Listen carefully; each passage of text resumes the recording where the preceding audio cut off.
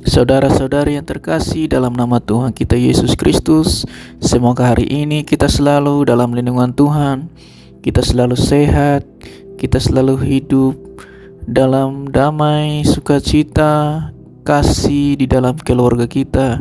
Kita masih bernafas sampai hari ini.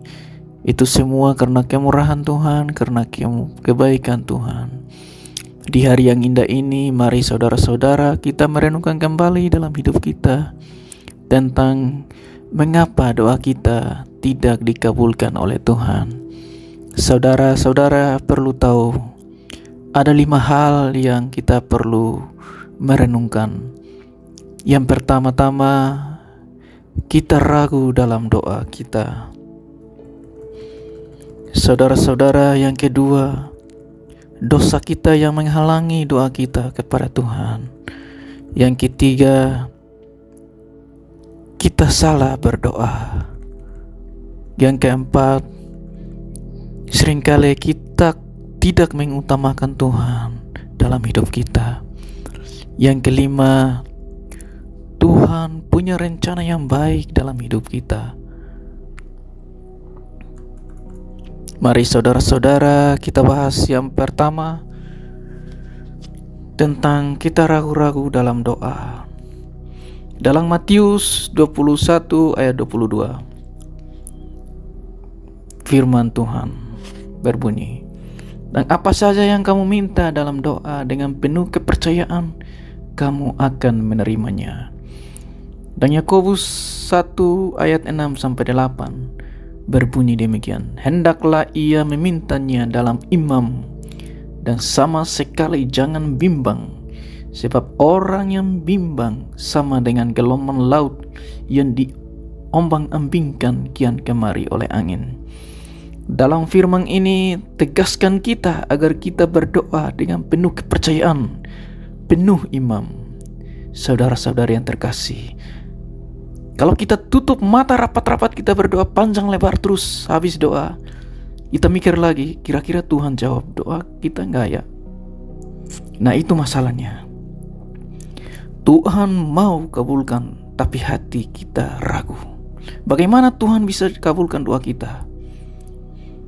Saudara-saudara, kita seperti gelombang laut yang ombang-ambing yang tidak tetap pada imannya.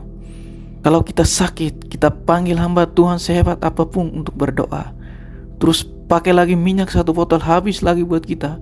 Kalau kita masih ragu dalam iman, kita tidak pernah sembuh-sembuh. Maka dari situ kita harus teguhkan iman kita. Saudara-saudari, kalau kita sungguh-sungguh berdoa dalam iman, hanya sepatah kata pun Tuhan sudah kabulkan doa kita. Kalau kita ragu dalam hati, maka doa kita tidak dikabulkan. Yang kedua, saudara-saudari, dosa. Dalam Yesaya 59 ayat 1-2 yang berbunyi demikian, "Sesungguhnya tangan Tuhan tidak kurang panjang untuk menyelamatkan, dan pendengarannya tidak kurang tajam untuk mendengar. Tetapi yang merupakan pemisah antara kamu dan Allahmu ialah segala kejahatanmu, dan yang membuat dia menyembunyikan diri terhadap kamu sehingga ia tidak mendengar ialah segala dosamu." Saudara-saudari yang kekasih, kita harus menyaku dosa kita sebelum berdoa, saudara.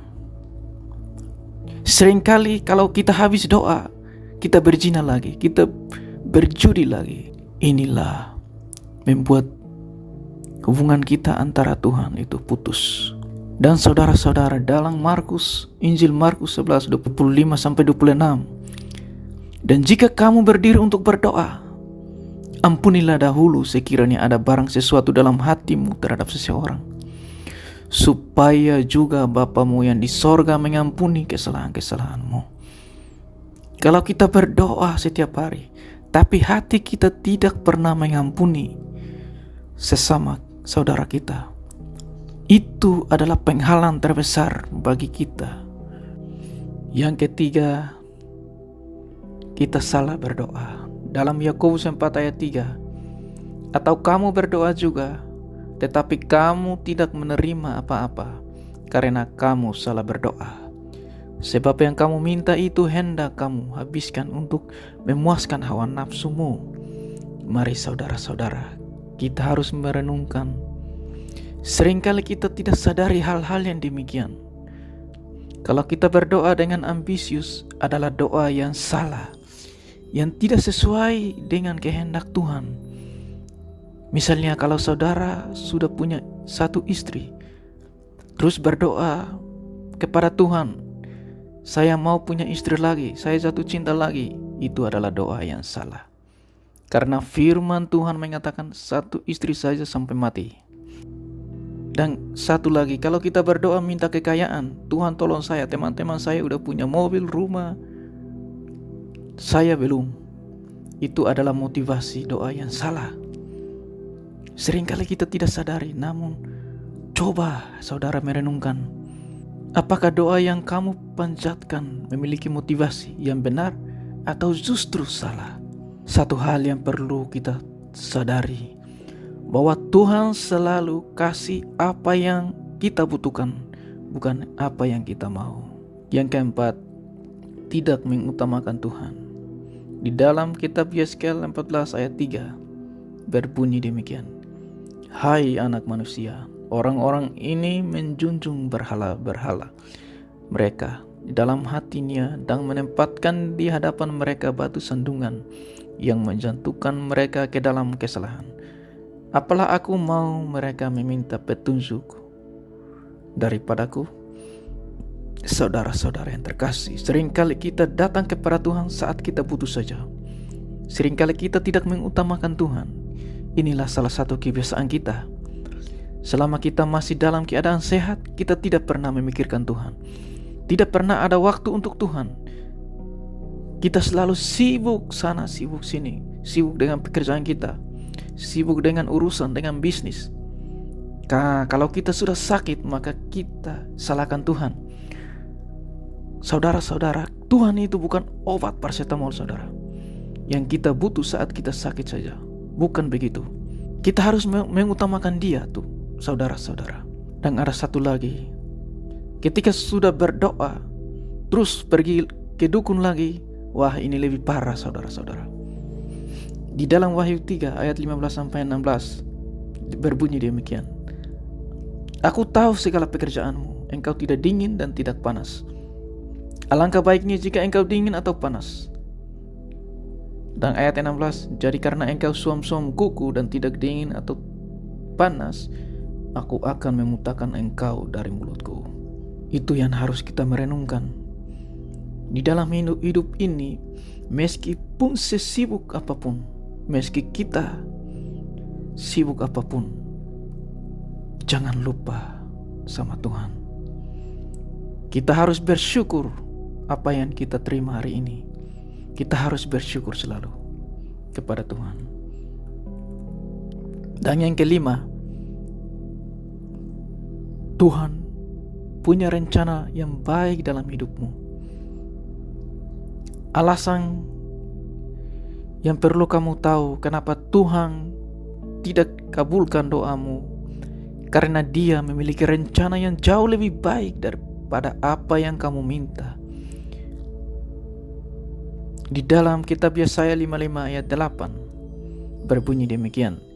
Sebab rancanganku bukanlah rancanganmu, dan jalanmu bukanlah jalanku. Demikianlah firman Tuhan.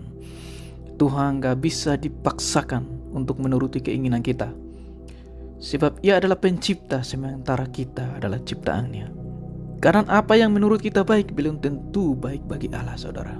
Jadi jika sampai hari ini doa kamu belum dikabulkan, cobalah untuk merenungkan dan mengubah kembali cara berpikirmu. Dan lihatlah bahwa Allah akan menjawab doamu tepat pada waktunya. Di dalam Mazmur 37 ayat 5 berbunyi demikian. Serahkanlah hidupmu kepada Tuhan dan percayalah kepadanya, dan Ia akan bertindak. Kita harus merenungkan kembali dan mengubah hidup kita, mengubah perbuatan kita. Perbuatan kita harus sesuai dengan iman kita, dan iman kita harus sesuai dengan perbuatan kita. Terima kasih saudara-saudara. Tuhan Yesus memberkati. Semoga Allah menjawab doa-doa kita tepat pada waktunya. Amin.